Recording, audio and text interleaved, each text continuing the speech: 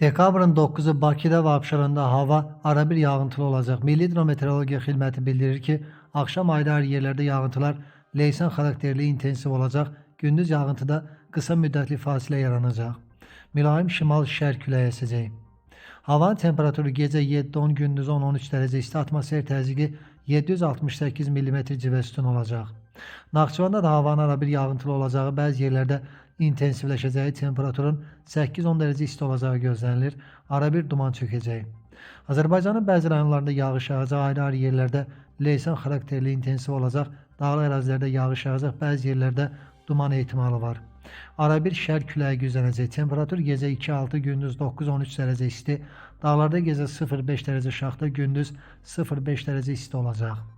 İstənilən hava şəraitində hər birinizə xoş əhval-ruhiyyə arzu edirik.